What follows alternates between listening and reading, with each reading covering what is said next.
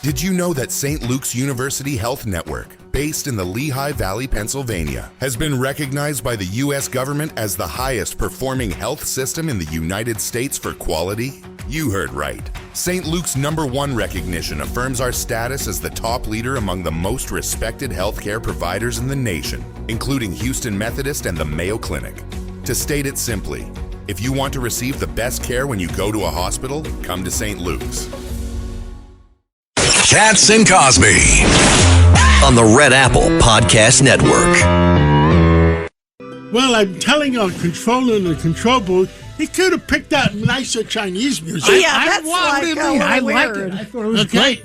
Well, All it's right. better than a Bruce Lee fight scene. I'll send you that at 3 o'clock in the morning. Well, No, don't have nightmares. President Trump, his Air Force One has landed this morning at 8 o'clock in the morning. He landed, and that's 8 o'clock at night. So nothing has happened yet in China. I'm sure he got a good night's sleep. Right now, it's 5 o'clock in the morning in Beijing. And so I'm sure they're going to be waking up in the next couple of hours with a full night's sleep. And we pray. We pray that common sense prevails. In my opinion, I'm giving you my opinion, is if the mission is supposed to be really economic mission. And he took a lot of people with him to talk about economics for China, economics for the United States of America. Yeah. And he's going to use Iran as a secondary. So it's not going to be the main mission. Yeah, there's a lot. There's a lot of stuff. And, John, I'm hopeful. Look, he has a good relationship with President Xi. And I was really astounded by this, you guys. When he first went to China in 2017, John, he came back with 37 trade deals worth $250 billion with a B dollars. But my opinion, knowing President Trump, he's going to make a great deal for the United States of America. He's going to make a great deal. The Chinese are going to feel like that's a great deal for them. And you know the way I'm looking at it? And, you know, crazy, I don't want to say this, but we think alike.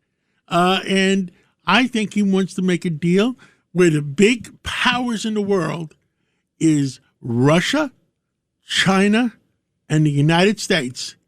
And if we can make a deal and have world peace, and China continues to get their oil,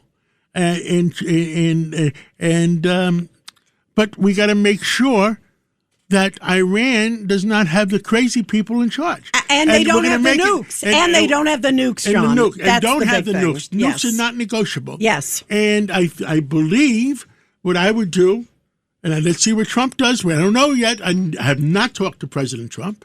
Is that what I would do, Rita, is the fact is that I would make it China's responsibility for Iran not having nukes. Yeah, 100%. And look, if a deal like that can happen, then that is a great news for the world. If that can happen. Our people in the studio here have their own opinions, and then right after that, we're going to... by the way, we have an action-packed show, John. We got Congressman Pat Fallon calling in, and we have Governor Ron DeSantis, Senator Tim Sheehy, Ari Fleischer, just to name a few. We got an Melissa action-packed show. DeRosa about the budget in New York, Bruce Blakeman, Gordon Chang on China, Greg Jarrett, and Sean Spicer. Oh, my God, what a show. It's called an all-star lineup. You got 30 seconds apiece or 45 seconds apiece. Judge Weinberg, how the heck do you feel about what's going on in China? Well, think about it. It's nice to have trade deals, but we have bigger problems with China and trade deals. They're an adversary. They're an enemy. They shipped in COVID to our country. They shipped in fentanyl to our country. They're buying up military space next to military bases, farmland. They have subverted our elections. They have spies all over the place. They have labs all over the country with viruses. How about dealing with some of those issues, which are the real life issues? And they're selling, it's reported, military equipment to Iran. Yeah, so how about taking care of that stuff rather than, and you want to do deals so you can let them buy up our countries here? Please. By the way, I want to do a tease because I can't wait to ask Ari Fleischer about this. The hearing today, oh my God, on COVID. You brought up China with COVID. Oh my goodness. Explosive. What the CIA maybe knew and covered up. That's one of the allegations. This is going to be a blockbuster. Rudy Washington, former deputy mayor. Well, Judge, God, tell us how you really feel. All right, Rudy, but you need to have some passion too, my friend. Well, I just want to say that I don't think the president has to lead with Iran. As a matter of fact, I don't think he will. Because he's the economic mission. Yes, economic mission. He knows he's holding the cards, and they're going to bring it up because they need the president. Oh, yeah, they will. You're right. They need the president more than the president needs them. Because right now the economy is on the downside, and they're not getting energy. They're being blocked out completely. So the president does not have to bow to them. They have to bow to the president. Yeah, good point. Now, very good by point. the way, the other breaking news right now, Kevin Walsh has been confirmed as Fed chair. Yeah, Kevin Walsh. Walsh, Absolutely. Yeah, and he's going to be taking part probably May 15th. Yep. And the big question is, by the way, will Jerome Powell stay on the board? I think he's going to stay. Yeah, he wants to still stick around. Kat, does that mean a quarter point in June? That means I think interest rates will be going down. A quarter point? I can't predict, but I believe that interest rates are going down, and because if you have by July 4th, if you have a successful China visit, a successful negotiation with Ukraine and Russia, and interest rates going down, energy prices going down, you're going to have a record year for the United States of America. And we will. By September, this economy will be humming. Oh, it'll be soaring if this. Yeah. But before we get to our first guest, you guys, I cannot believe some of the rhetoric I've heard today from some of the Democrats. First, it was like, okay, let's trash Trump on Iran. Let's trash him on anything. And now it's like they're undermining him as he's going to China. Rudy, I think that's a disgrace. You have people like you got Senator Chuck Schumer and a whole bunch of others. He said we should fear Trump conceding. This is disdainful. They are undermining the president on what John is describing in all of us as such a high-stakes meeting. What do you make of this? Just this rhetoric. It's like anything Trump, they will sell it, I feel like America. Rita, in one of our other interviews, I said, I think we're going to have to start charging some people for the rhetoric they use, especially when they're basically all but calling for the death of Trump. I have a serious problem with that. I have a serious problem with what you just said about how we got our president over at our adversary's country. You're not supporting him. You're tearing him down.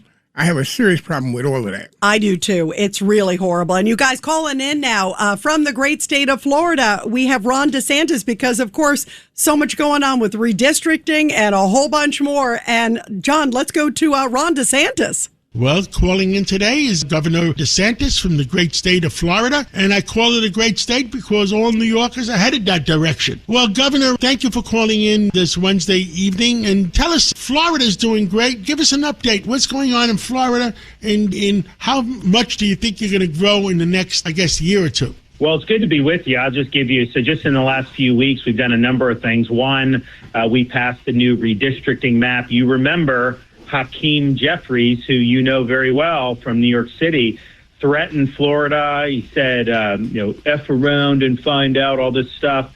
We turned around and passed the map 2 days later, and that's done. We also just recently signed legislation to provide for the decertification of partisan teachers unions. And I look at places like New York and California. They're run by the teachers union, and it's a liberal interest group. And in Florida, we're doing the opposite on that. Today, I just did a press conference to announce that our most recent statistics, Florida has had a 48% reduction in fentanyl-related overdoses. Part of that is because we've been strong on immigration. Part of it's because we work with law enforcement. On and on it goes. Now our legislature is doing the budget. And although I expect to be able to add to this statistic, I can tell you if you look at all the debt that Florida's accumulated in its entire 181-year history as a state, just since I've been governor, we've paid off over half of it and will likely continue to do more going forward. And then once they do the budget, we'll do a special session on our property tax initiative to have your homestead property exempt, which will be really revolutionary, but it's been a long time coming. So we're all systems go. We're getting the job done. Obviously, people have responded and have moved from across the country, but it's not even about that. It's just about doing the right thing for the right reasons. Well, certainly people are attracted to Texas right now and Florida right now, and those are the two big spots for all the blue states up north. And you talk about education is very important to all New Yorkers, all Floridians, all Americans. The New York City budget, just New York City alone, is $127 billion for 8.5 million people. And the Florida budget for the whole state is only $119 billion, I think, for 24 million people, almost 24 million people. And education, by the way, education is $46 billion of the 127. Wow. And ours is even a little less than that. It'll probably be even less next year. So one, we're spending less in this fiscal year than we did the year before. And we spent less last year than we did the year before that. So how many places are actually not just being fiscally responsible, but actually reducing spending? But guess what? We have universal school choice. What has that done? It's give parents a meaningful opportunity to leave a failing school. They have charter options, private options, homeschool options, within the district options. We've got 1.6 million students on various forms of school choice. That is not what the teachers' unions want. They fight that in California. They fight that in New York. And that's been very important. But get this, our higher education public system has been ranked number one by U.S. News and World Report for public higher education every year since I've been governor, and we have not raised tuition. Well, we have not let them raise tuition by 1 cent for in-state students since I've been governor. So we have the lowest college tuition for our public universities in the country. It's about $6,300 a year. You can't even get a private elementary school for $6,300, and yet you can go to public universities, including the University of Florida, which is one of the top 5 publics in America. So a lot of this boils down to what are your principles, your values, who you're fighting for, leadership, and getting it done. And unfortunately, when you got people like Bass, the mayor of Los Angeles, who let the Palisades burn, you got Mindami in New York, who's trying to chase out people like Ken Griffin, you are not going to get good results when you have that poor leadership. I heard Ken Griffin is headed for Miami. I don't know what you heard, but Governor, thank you for calling in on a Wednesday evening in New York. God bless you. God bless America. And hopefully we'll talk again. Maybe we'll talk again on Sunday. Thank you so much. There we go. Let's do it. Yeah, very powerful discussion there, John. And boy, oh boy, Governor DeSantis is on it. I mean, he's getting a lot of people coming down there to Florida, the free state of Florida, John, you know. And Governor DeSantis is going to be in New York on Tuesday, I understand. Ed Cox has told me he has a big gala for the New York State Republicans, and I think the speaker is Governor DeSantis. Perfect. Well, that's great. He's so eloquent. You know what? I'm going to go to the dinner. You know what I'm going to find out? I'm going to find out is he going to say, come on down? Don't you go anywhere. You're staying with us here. All right. Don't you dare. I am here. Don't you dare. Well, John, joining us now, we have Congressman Pat Fallon from the great state of Texas. And Congressman, I love that. Where's the Texas music? I knew you would love it. Here it is. See, we love that song, Congressman, and we love you, Congressman Pat Fallon. Congressman, we were talking about the stakes couldn't be higher for this meeting that President Trump is going to have tomorrow with China. Obviously, business, Iran, everything on the table. What do you think is going to happen, and how critical do you believe this meeting's going to be? Oh, Rita, John, love you too, and you're absolutely right. It's going to be a critical meeting. We're going to talk. I think the first thing the president's going to bring up is, of course, Iran, Straits of Hormuz, seeing if China will exert influence and pressure on the Iranian regime to make a deal. It's ironically in China's best interest not to have a nuclear Iran. But we'll see how that goes. I think they're going to obviously talk about trade, tariffs, Taiwan. I think the president will bring up fentanyl, something Joe Biden wouldn't tackle, even though that we're losing, we were losing under Joe Biden, 80,000 Americans a year to fentanyl overdoses. That was like asymmetrical warfare being waged on the American people by the Chinese Communist Party. And Joe Biden didn't want to stand up and talk about it at all. So President Trump's obviously a very different leader, very bold, and it's going to be fascinating to see what happens tomorrow.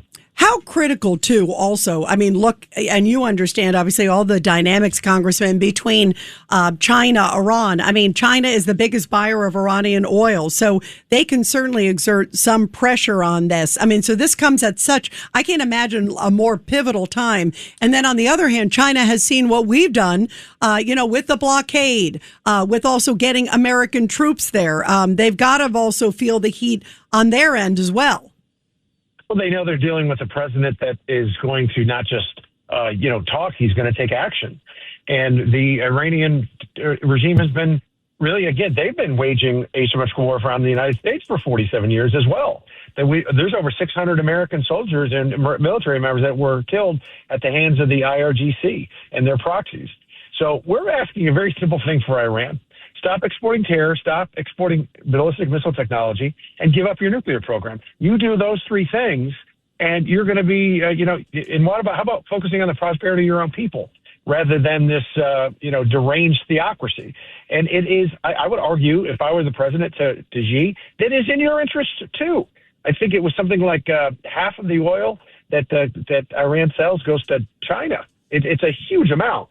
And China's going to run out, Rita, of cheap oil come around June 8th because they get discounted oil. So that's going to hit their economy pretty hard. Yeah, Pat, I think it's going to be a negotiation of economies. At least President Trump is going to guarantee they can have all the oil they want. It's just a matter of price. Exactly. And if the market comes down from 100 down to 60 again, which what I predicted, I was on Fox News and Fox Business the other day, it's going to be $60, $65 in 5 minutes after this piece. Yeah.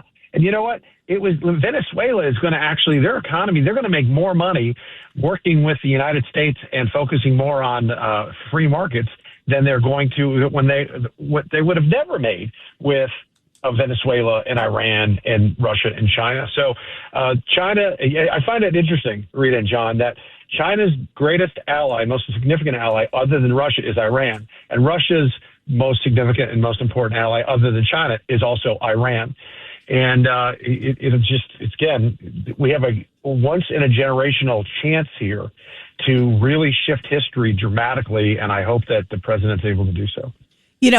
Pat Fallon, did you see this also? The CIA, there are reports that it's escalating its secret war on cartels with operations inside Mexico. How pivotal is this? I mean, boy, Trump is taking the fight to them. Yes, hit them back. Punch them in the teeth. These kind of folks, these evil, whether they're a drug cartel or they're like a Putin or some kind of autocrat, if they don't get any pushback, they just keep pushing. There's got to be a consequence for their actions. Iran has found that there was a consequence for their actions. Maduro has found there's a consequence. Cuba is finding that now, and now, good. The drug cartels are finding it as well. So I love the fact that the president's going on the offensive because the American people deserve. Because if you're not safe, then you're not free. And with the cartels running the southern border, which we had under the Joe Biden regime for 4 years, we weren't safe. Yeah, no, that's absolutely right. Well, Congressman Pat Fallon, thank you so much. We love having you here. And boy, this president has done so many ambitious, great things for this country. And of course, we're praying for big results with Iran and China. It's really great to have you again, as always, Pat. Thanks, Rita and John. And I'm looking forward to coming in the studio and seeing you here soon. Well, we love that Texas music. Let's go. Let's do it. Can't wait. Let us know. We can't wait to see you. We'll buy you a New York steak when you're in New York, and you'll compare that between the Texas steaks and the New York steaks. Done. You got a deal. Thanks, Pat. Thanks so much. And I understand we have now calling in Senator Tim Shea from the great state of Montana. Well, Wednesday evening. What the heck is going on? Well, President Trump is in China. So many things going on over there and so many things going on in our country. With us today is Senator Tim Shea, and he is the senator from the great state of Montana. Well, Senator, give us an update. What's on your mind today on a Wednesday? Well, we've obviously seen the October 7th report released here in the last few days, which I think for the most part has confirmed what most rational people already know, which is Hamas is a barbarian, savage terrorist organization that committed unspeakable atrocities against the innocent people of Israel, women, children, families. And I think it's telling that here in the streets of America, the Democrat socialist, Mamdani, his wife, and all these other crazy people are out there supporting these terrorists as they're quite literally, committing pogroms around the country. They're harassing Jews in our streets. And, last time I checked, we fought a world war and sent 500,000 of our young men, to the grave to stop this type of disgusting behavior. And now it's happening right here in our streets. So, the Democrat Party, which is defending these people, has been the party of feminism for a half century. It's always been the party of women's rights. Just a few years ago, remember during the Me Too movement, it was believe all women, but I guess it doesn't apply to Israeli women who have been raped and murdered, and of course, American Jewish women who are being harassed in the street by this. So it's really sad to see. Obviously, New York is the epicenter right now, but unfortunately, it's happening all over our country and all over the world. Understood. Now, President Trump is in China.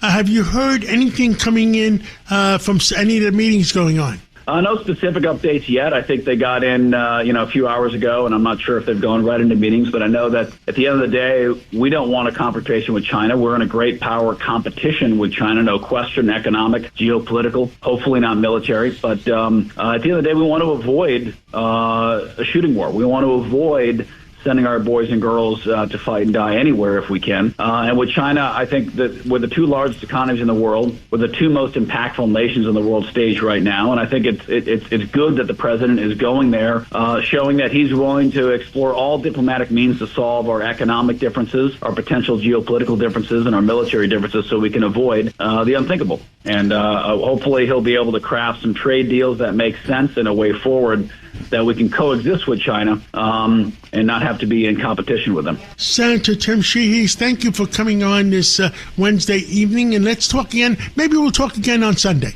Thank you so much. Sounds like a plan. Fantastic. I love him. Former military guy. He is great. And also he has that plan on judges, cracking down on judges. Sorry, Judge Weinberg. That's right. I'm exempt. I have an exemption. Yeah, you do. You always have an exemption. And you guys coming up on Cats and Cosby, we're going to talk to Ari Fleischer. Oh, my goodness. Fireworks today in the hearing about the origins of COVID and who may be covered up. It is deep state turbocharged. 77 WABC and Bergen Newbridge Medical Center honor the life of legendary broadcaster and our friend, Ernie Anastas. Hi, it's Ernie Anastas. Your thoughts can affect how you feel. Bergen Newbridge Medical Center is the largest hospital in New Jersey, providing comprehensive, equitable, compassionate, and high-quality emergency inpatient and outpatient medical care, plus mental health services and substance use disorder treatment. The Bergen Newbridge team can address your total health needs in one convenient location. Call 201-225-7130 for an appointment or newbridgehealth.org. Cats and Cosby, entertaining and informative on the Red Apple Podcast Network.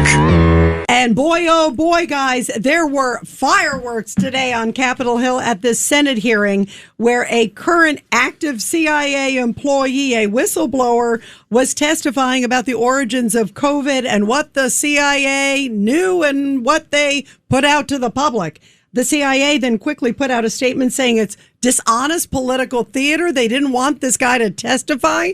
Wow. I've never seen anything like it. Well, joining us now is former White House Press Secretary Ari Fleischer. Ari, what do you glean from this? This was like deep state on steroids. It's awful. I mean, I just don't understand John Radcliffe, the head of the CIA, and the CIA spokesman criticizing this CIA officer for coming forward in response to a subpoena. CIA's attitude is hush it up, cover it up, which is exactly what happened throughout the federal government during COVID when reasonable voices said this likely came from a Chinese lab. And you got banned on social media if you said that. I don't understand what the CIA is thinking here. You know what's interesting, Ari? Because in this case, just so people understand, this guy's our current employee. And much of what at least I heard in the hearing today, a lot of it goes back to the Biden time, obviously, and what the CIA did. And one of the things, I'm going to give a direct quote from this guy's name's James Erdman. And he said that they first determined that essentially it came from the lab. And then the CIA got muddled in it. And then the statement was the lab leak conclusion, we may never precisely know the origins of COVID, using that word precisely, like kind of conditioning it, poo-pooing it. So again, it kind of goes back to the Biden era. Why was this current CIA not saying, hey, let's put it all out there? Yeah, I thought that was a very reflective and informative part of the testimony today. And it shows how bureaucracies can work. He shined a light on it. When they say we not know precisely, the word precisely, as he said, is not the language that is used by intelligence analysts. Analysts will say things, we know things with a low confidence. We believe things with a high confidence. There is no precision. If it was a matter of precision, it wouldn't be a matter for intelligence. It would be a matter for public and everybody's observation. Intelligence is used when things are by definition murky, when you need spies, when you need the instruments of the state to observe and to see things that are hidden. You don't know anything precisely when it comes to intelligence, but you have high confidence, low confidence, or medium confidence.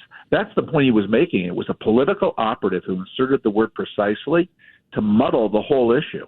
And the reason this is so important is the world deserves to know how did COVID start. And the apologists who said it came from a wet lab in China are covering up to protect the Chinese government, where the Chinese government refused to allow that lab to be investigated, to be inspected. They denied that it came from the lab. Well, the evidence we have said it did come from the lab. China is at fault, and people are still protecting China, which is amazing to me. That is amazing. Now, what's important here, too, is, look, the American people deserve the truth. Whether it's UFOs, whether it's whatever. I mean, we deserve the truth. I think the American people are good enough and brave enough to absorb almost anything. And I don't know what the CIA rules are. And he's a current employee, and I guess he got a congressional subpoena. Is that what had happened? Yeah, he was subpoenaed, and I'm sure what this is, and this is typical of the bureaucracy, is they don't want their line employees to get called up before Congress. They have political overseers who are supposed to be called up before Congress, and if any employee goes around that system, they don't like it because it threatens the bureaucratic procedures. So in other words, did Congress go to him, or he went to Congress? Well, he was subpoenaed. I don't know where was the chicken and where was the egg. Well, it could be what they call friendly subpoena. And then got subpoenaed. I don't know. It's Richard Weinberg. It could be a friendly subpoena to cover him, which happens often. But regardless, why is the current CIA, to Ari's point, they're worried about bureaucracy? We just want the truth, Ari. Ari, this is Rudy Washington. We were talking about this, and I'm of the opinion that as Director Ratcliffe, this may not have cleared his desk, that this could be within his organization, deep states type of stuff. And by the way, Rudy, if that happens, that employee should be fired. If somebody put out a statement, you saw this, Ari, saying. That's what I said. Right, they should be let go. I mean, if they're operating without the director's control, that's a whole other matter, right? Yeah, I didn't rule that out this morning when I saw the testimony in my first statement, which is what I said to Fox News, was that perhaps John Ratcliffe didn't know that his underlings put out a statement saying that this person should not have testified. However, that was what? It's 6 o'clock, 5:30. It was 9 hours ago. Yeah, it doesn't take, and it was headlines everywhere, Ari, so you're right. I mean, he had plenty of time to respond. I don't know, damage control, one could debate how you handle that. It goes back to if he got a subpoena, are his bosses saying you're forbidden from doing that? And do the bosses have the ability to say that to him? I don't know. Yeah, but even the bosses in bureaucracy have the ability to do whatever they want, especially at the CIA. But my point is much bigger than this. Bureaucracies will bureaucratize. It is imperative for America to learn how COVID started. And this is where the knee-jerk reflexes of the bureaucrats need to be overruled by the political people who are at the top of the CIA, John Ratcliffe. There's really only one political person at the CIA, and it is the director. He needed to step in and say the truth needs to be told. The American people deserve to hear it, and the CIA will help get it out. I agree. And you know what's troubling, Ari? I mean, look, let's just put it out there. I don't care Republican, Democrat, but they've talked about transparency. We're Americans. Yeah. Just, Put it out there. Why? Well, I don't understand why there's still that issue. If it involves, I can understand something. If it involves national security and the CIA bosses say, stop. It involves national security and, that I can understand that. But this is 5-year-old events. This is 5-year-old crap, and I'm going to tell you what I said 5 years ago. I said that it was intuitive, like my physics professor used to say. It's intuitively obvious that China stopped shipping those airplanes within China, but they kept coming to the United States and to Italy. So what is that thing? It smells. So, Kat, you're saying something was bad. It wasn't some guy who ate some bat meat? Right, exactly. Market? No. Yeah, and there just happened to be a lab down the street. You know how they say something's rotten in Denmark? Well, something's rotten in Washington and something's rotten in Beijing. Yeah, final thoughts, my friend Ari? Yeah, it was a disheartening episode. And it was also disheartening that none of the Democrats showed up at the hearing. Look, the world was done wrong by COVID. We all suffered. We all changed our lives, and we were all lied to. And I hate to see President Trump, John Ratcliffe, a good man, John Ratcliffe, the current CIA, go along with anything that would not get to the bottom of the truth. Yeah, 100%. CIA. I agree, Ari. That's why this was confusing. That's why I said it the way it is. If it was national security and I was CIA director, I would make sure he doesn't testify. Even if I have to shoot him. We have that on record now, Ari. On the record. The lawyer said metaphorically, Kat. Metaphorically. Ari. Metaphorically. Yeah, Ari, we love you. Thank you very much. Ari, you got to come back on again soon. You're terrific, my friend. Anytime, guys. Thanks for having me. Thank you so much. And you guys, now let's go to the big headlines sponsored by Goya. We love Goya. It's the top news of the day, sponsored by Goya. Here's Rita Cosby. And, of course, the big story today, high-stakes talks between President Trump and Chinese leader Xi.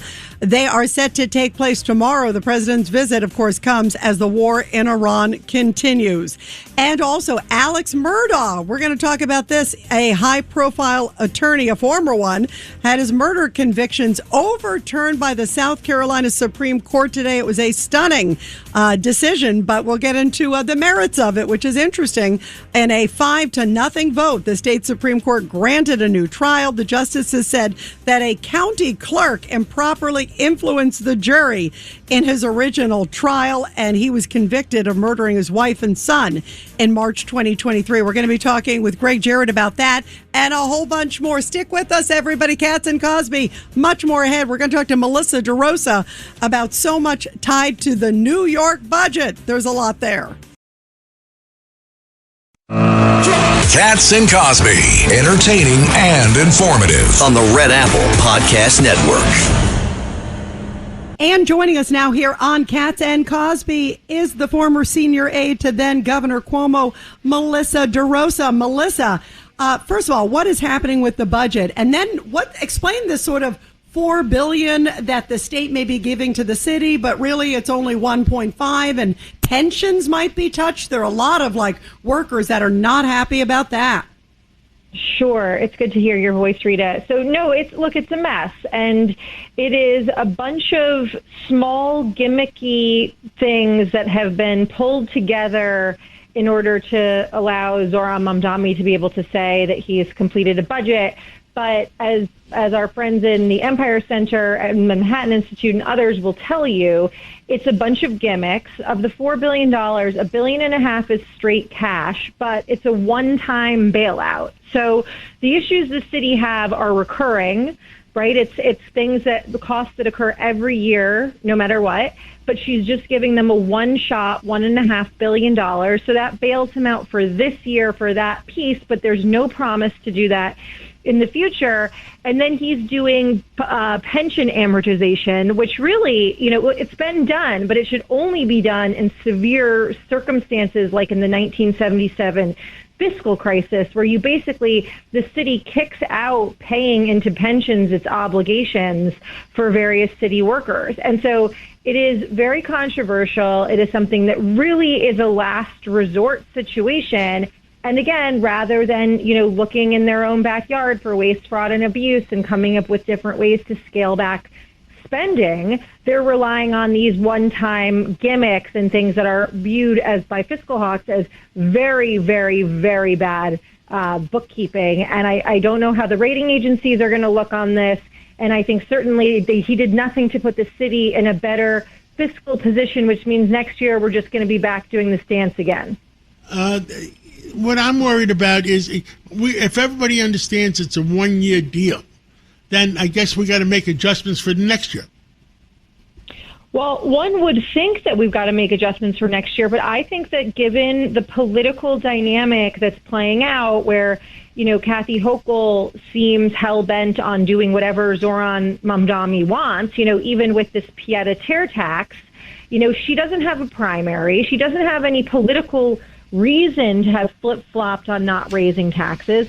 She did it to give him a win so he could tell, the far fringe of the party that he succeeded in taxing the rich. And so she gave him that, and she gave him this $1.5 billion, and they're kicking out their pension obligation payments and rolling back things like the school size mandate, which, by the way, was something Albany was an unfunded mandate Albany did to the city of New York, and only the city of New York when Eric Adams was mayor. And by the way, Zoran Mamdani championed and voted for and didn't care when Eric Adams said, you're putting hundreds of millions of dollars on the city of New York that we don't have to fulfill this mandate. They didn't care when Eric Adams sat in that seat, but now that Zoran is there, they said, okay, we'll pump the brakes on that. So really all they're doing, John, is kicking the can down the road to next year when they're going to have to do this game all over again. And at the same time, as Mark Levine, the city comptroller, has continued to warn, we are spending far more money as a city than we are taking in. And this is before you consider the potential for outward migration because of the class warfare of Zoran Mamdani, because his alienating of businesses. And what about the protests, Melissa, too? And we just have about 30 seconds, Melissa. What about the protests? Because now we've seen the second really out of control protest, and a lot of people are concerned at the mayor's tepid response. We just have a few seconds. Look, the response has been abysmal. He talks out of both sides of his mouth. He's the arsonist who then tries to pretend to come in and put out the fire. And at a certain point, people are going to say, I don't want to live like this. And you know what? I don't have to live like this. There are all these other states around. There are states in warm climates with lower taxes that are more business friendly, and they're going to get up and go. And I think we are reaching a tipping point in New York City where there's a point of no return. And Zoran Mamdani should think very, very clear-eyed about that, because that could end up being his legacy. You're right. Absolutely. Melissa, thank you so much. Such big news. Love having you. Melissa DeRosa, thank you. Thanks, guys. Talk soon. Thank you so much. Wow, great discussion. And Rudy, you just heard that some of they're holding back on some of the pensions. That's a messy proposition there. If they're holding back, that's Mickey Mouse mathematics. Somewhere, you were deputy mayor, you tell us. Well, it almost sounds like the Social Security safe box. And then you looked around, there was nothing left in it. Yeah, that's not good. Definitely not good. Well, you guys, the other big story, of course, is China. And joining us now to talk about all of that is Gordon Chang. President Trump arrived in Beijing a couple hours ago, got a beautiful welcome, but tomorrow is the big meetings. And Gordon, there's a big story that just came out from the New York Times that Chinese firms are plotting arms sales to Iran, according to U.S. officials in the New York Times. What do you know, Gordon? Well, that's certainly been the case because China has been supplying Iran with arms before the war and also during the war, in all probability, because we saw those Chinese military transport planes arriving in Iran after turning off their transponders. Military transports usually bring military equipment. And we know that this is important equipment because at the third week of March, the Iranians announced that they had launched cruise missiles at the USS Abraham Lincoln. President Trump said 101 anti-ship cruise missiles were launched. Iran doesn't make anti-ship cruise missiles. Iran, however, does have Chinese CM-302 anti-ship cruise missiles. So, yeah, they've been doing that. Wow. So remember there was that ship too, also, Gordon. We talked about that. They stopped a ship and President Trump described it with not so nice information, not so nice materials on it. What do you think was on that ship? It could have been anything, Rita. We don't know from reporting, but we do know that clearly it was military equipment. President Trump threatened to impose an additional 50% tariff on the goods from any country that continued to sell Iran military equipment. I think the president needs to actually impose that tariff because if he doesn't, the Chinese are going to think his warnings are hollow. This is going to cause consternation. The Beijing is going to be enraged. But remember, we're talking about putting the lives of American servicemen and women at risk. We have the means to stop this, and we don't do it. I think it's important for us to be as good as our word. Do you think it's going to get to that? And I think there will be some very feisty, contentious discussions with Xi and with President Trump to some of those issues that you just talked about. And also, what can Xi deliver in terms of Iran? I mean, obviously, they're the biggest buyer of oil. They exert enormous pressure to Iran. But what do you see him delivering on their end? Well, I see President Trump putting a lot of pressure on Iran. Because remember, President Trump walks into this summit with a superior bargaining position. You know, what the Chinese do, Xi Jinping is extremely arrogant right now. And I don't think Xi Jinping completely understands the weakness of his position, because for more than a decade, this guy has been saying that the East is rising and the West is falling. And he also believes the United States is in terminal decline. So he doesn't respect any American president. And I think that he fundamentally misunderstands and overestimates his own strength. And he fundamentally underestimates the strength of free societies, especially the United States. That's been a weakness of every Chinese leader, but especially the current one. Gordon, John Katzmatidis, what I said before, and I'm not sure you were able to listen, is that the fact I think President Trump is there purely on an economic mission. But Iran is going to come up. And if I was President Trump, and I'm not, President Trump thinks on his own, and I think on my own, but I would think that he'd say, look, let's make peace in Iran, but it's going to be your responsibility for X, Y, and Z. In other words, China's responsibility that Iran behaves himself. What do you think? Do you think there's a possibility? Well, there's a possibility of this because everything, I think, is open. You know, most summits are canned. Everything is decided beforehand, not this summit. And the reason I think that is because both China and Iran have been China and the United States have been putting costs on each other beforehand. So I don't think they've had time to settle everything. But I think President Trump is going to make it very clear to the Chinese. And if I were Xi Jinping, I would take the warning seriously.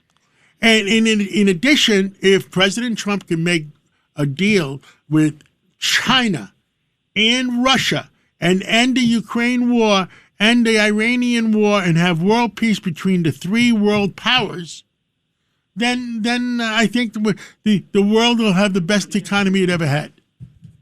Yes. I mean, there would be an explosion of business activity around the world. Right now, you know, you can see that companies are shortening their supply chains because they're worried about geopolitical tension, as they very well should, because the skies and seas are no longer reliably safe. We've got the problem. Yeah, I mean, and the way I look at it, I mean, they're going to restrict, if China has overseeing powers over Iran, they're going to restrict anything nuclear in Iran. And definitely none under Iranian power. I mean, you know, it's going to be China's responsibility. Yes, it is. And the reason why Iran has a nuclear weapons program, and we've got to be clear about this, is because China supplied it both directly and indirectly. I believe that. AQ-Con nuclear black market. So, yeah, we need to hold the Chinese accountable for this, because there would be no war in Iran right now if China weren't backing the mullahs. Rudy Washington. Yeah, Gordon, I'm of a different opinion. I think the president goes over there and he doesn't lead with Iran.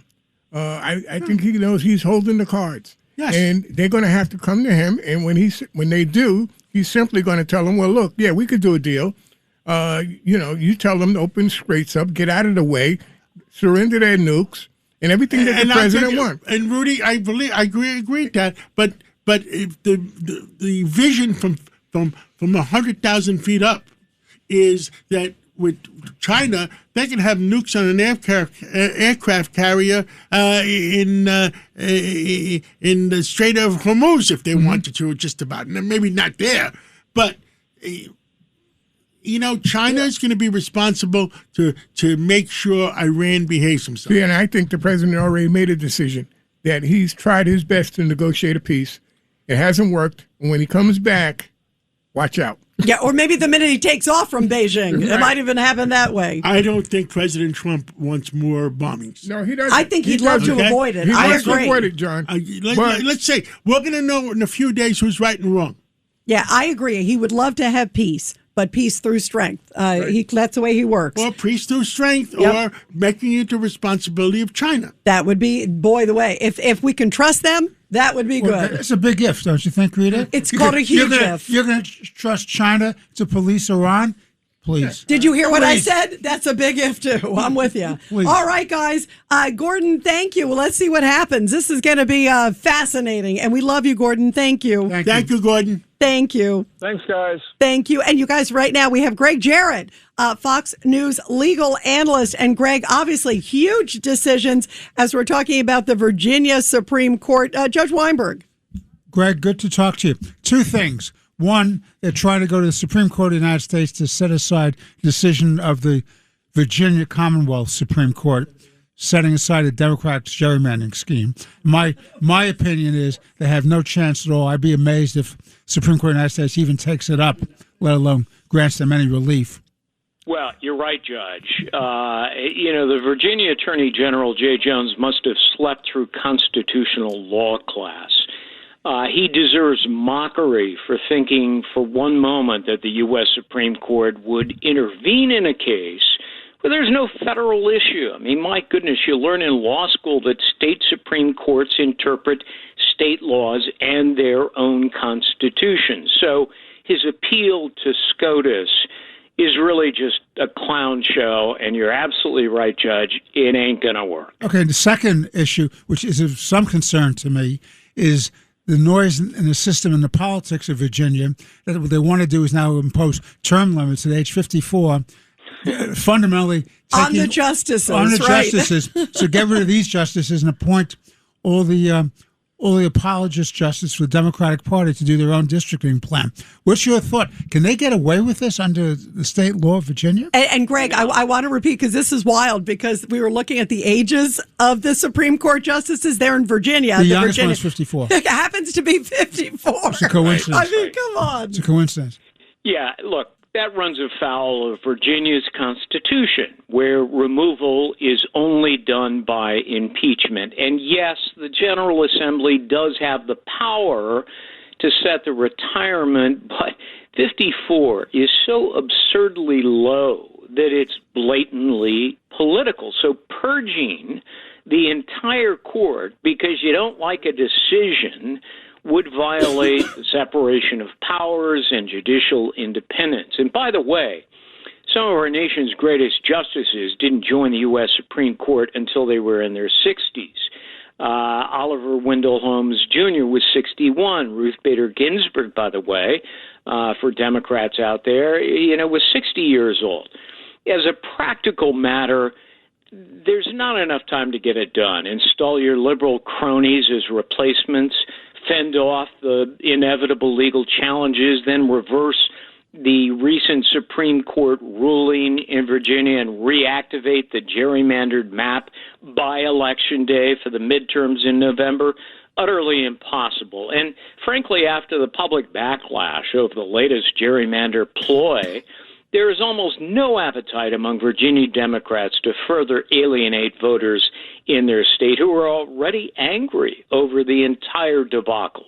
Now, Greg Jarrett, you're a South Carolina guy, and I went to University of South Carolina, so this case everyone's talking about this today. I didn't see this on like my bingo card for today. Alex Murdaugh, this is the guy, the redheaded attorney who got convicted of killing his wife and son, and suddenly the South Carolina Supreme Court overturned his conviction. And it turns out that this was wild. That the jury, the clerk there of the court, apparently told the jury, because there's jurors out there saying this, that she said when it was time for him to testify in his own defense, they said, well, you're going to have a day. Look at the body language. Don't trust this guy. Essentially, I mean, to me, I'm not a fan of this guy getting another trial, but that's not appropriate. Right. It violates the Sixth Amendment right to a fair trial. We consider jurors sacrosanct. They're not to be pressured by outside forces. So when we first learned about this rogue clerk who was pressuring these jurors, I said on air, there's going to be a retrial. They're going to toss this verdict even though he's dead bang guilty. And that's what they did.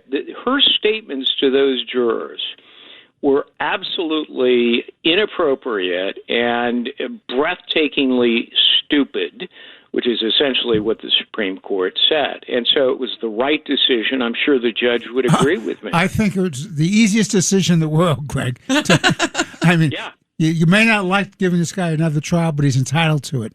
Yeah, and that's why it was a unanimous decision. It was obvious and easy to do.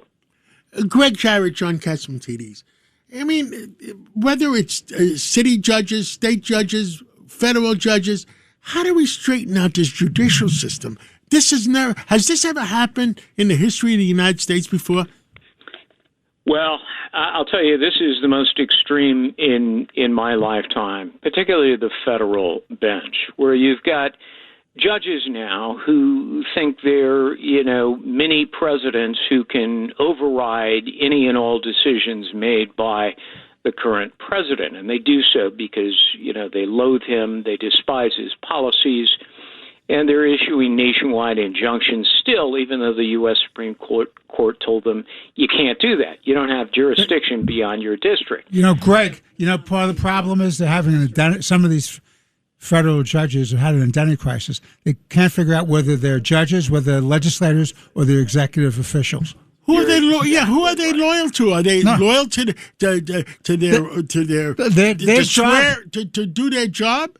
Their job is to decide cases without fear or controversy. That's all. Yeah, you're absolutely right. Cases and controversies, and yet they allow their personal opinions and their political views to dictate the outcome of cases, which is backwards. And what do we do to judges? The impeachment of James Boasberg to finally get the attention of these rogue judges? Maybe. And what do we do to judges that allow killers out in the streets and go out and kill other people? Yeah, I mean, that's the worst part of it. And, I blame lawmakers in Albany who created this revolving door of justice, which is no justice at all. People with, 70, 80 arrests on their record who are recidivists. They're out the door after their arrest before the police paperwork is even completed. And they're out on the street re-victimizing innocent people.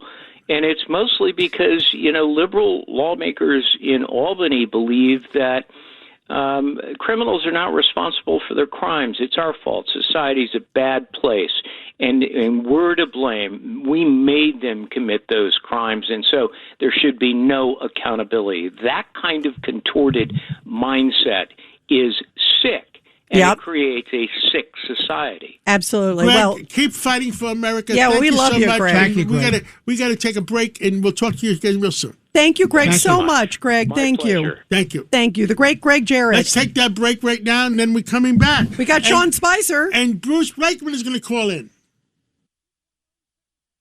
Katz and Cosby on the Red Apple Podcast Network. Wednesday evening, stopping by for at least 2 minutes. We have Sean Spicer, one of our hosts at WABC on Sundays. Well, Sean, you got a brand new book, and you've been in New York showing it off to everybody. Tell us about Trump 2.0 and the difference between Trump 1.0, his first term, and 2.0, his second term. Yeah, well, first, thank you and everybody in the WABC listening audience that made this book a New York Times bestseller. They couldn't ignore it. And I got to say thank you to everybody here who did this. We got a free event at the Trump Kennedy Center this Friday if anyone wants to travel down to D.C. before it closes for a couple of years. But, you know, you and I have talked about this. What happened in those intervening 4 years, John, between Trump 1.0 and 2.0 is critical to understanding why this term is so impactful. He approached it so differently because he used those 4 years so effectively. He and his team created policies, vetted people. They knew exactly where to start on day one. This is in no way an attempt to besmirch the first term, because Trump was historic coming into office in Trump 1.0 and did amazing things.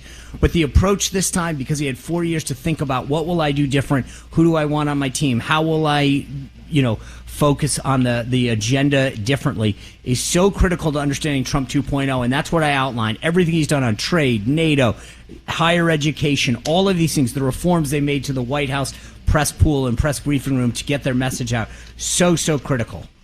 Understood. And where's it available?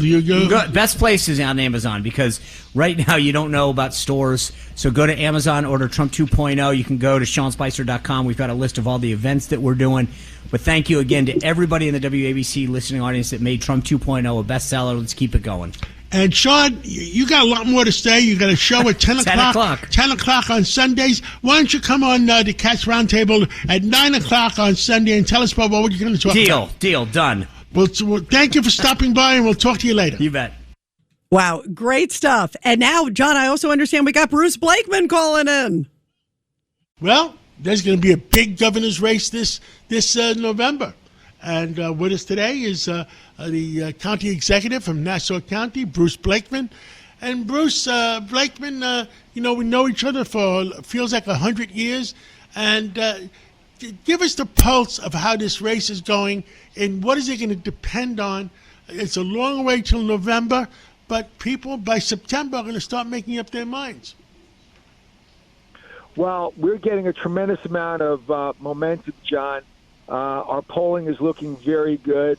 Kathy Hochul is attacking me constantly, which means she knows it's neck and neck. When you're a Democrat in this state, if you're way ahead, you ignore your opponent. By attacking me, it just reinforces how well we're doing. So people are just tired of the high taxes, utility rates that are 70% higher than the national average, crime in the streets, lawlessness everywhere, and her alignment with an avowed communist, Zohran Mamdani, here in New York City. So people are coming over to our side, common sense Democrats, independent voters, and, of course, Republicans. Now, I think the number one issue is the safety of people. I mean, people don't feel safe walking around sometimes. It's the quality of life. I think that's number one. Number two, businesses are suffering, and the ability to do business in New York City and New York State. Number three, let's start with number one and two. Yes, so you're absolutely right.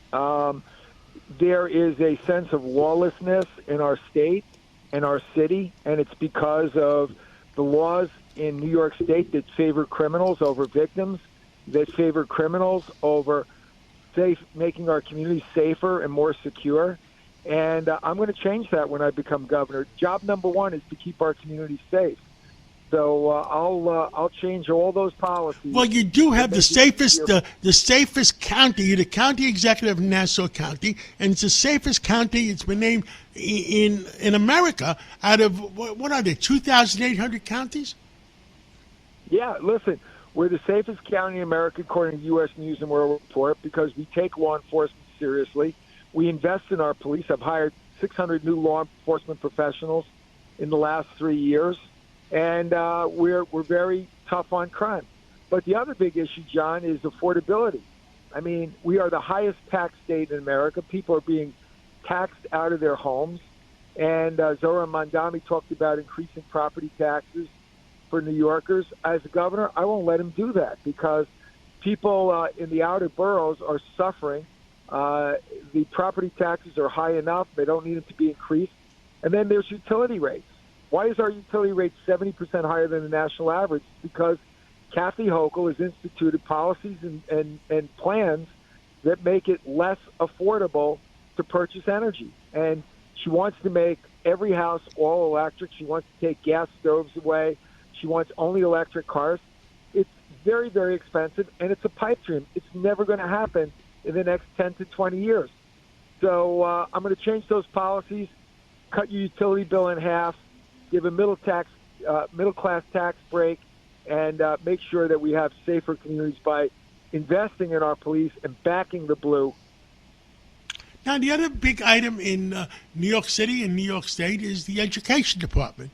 And right now, especially in New York City that I know more about, of the $127 billion in the budget, $46 billion is for education, and it seems like our kids are falling behind.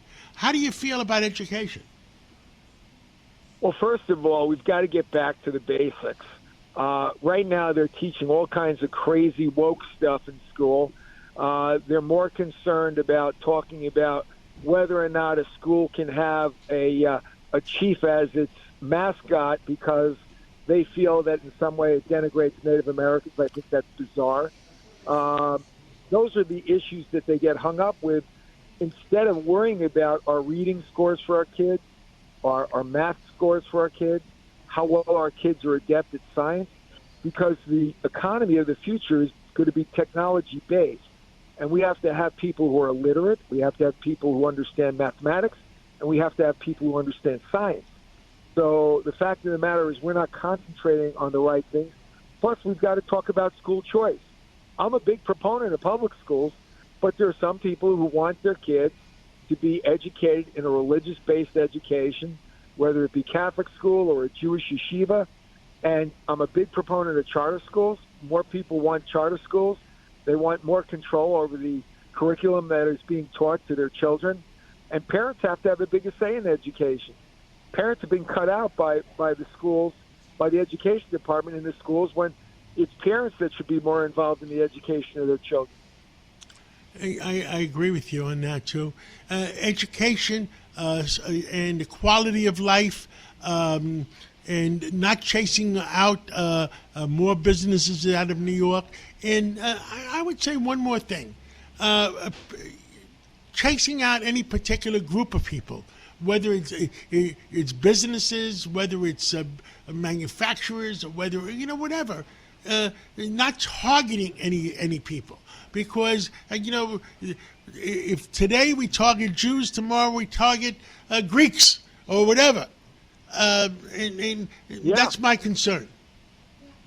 Well, you're absolutely right. I mean, the anti-Semitism that's going on because of Zohran Mamdani fueling it is unconscionable. It's against American values. Religious freedom is something that we should value. And to pick out one group, and, I just think it's by people who are un-American, people who have bad intentions, and I wonder why the mayor of such a diverse city would be so hostile to a large sector of the community that is law-abiding, peaceful, and produces economic development in our city. It makes no sense. Bruce Blakeman, thank you for coming on this Sunday morning, and I look forward to talking again and making America great, and making New York City, New York State great again too. Absolutely. I just want to make the people of New York State happy because they're miserable now under Kathy Hochul. So thank you so much, John. Wow, great discussion, and let's see where it goes. Interesting governor's race too, guys. Wow. And what do we all stand for? truth, justice, and the American way. God bless America. And let's get Mark Levin right on In progress. Thanks for listening to Katz and Cosby with John Katzimatidis and Rita Cosby. You can hear Katz and Cosby weekdays at 5. It's the 5 o'clock show on 77 WABC. If you like the podcast, share it with your friends and listen anytime at WABCRadio.com and download the WABC Radio app. Hit that subscribe button on all major podcast platforms. Plus, follow WABC on social on Instagram, TikTok, Facebook, and X. See you next time for a new episode so you never have to wonder. What the heck is going on here?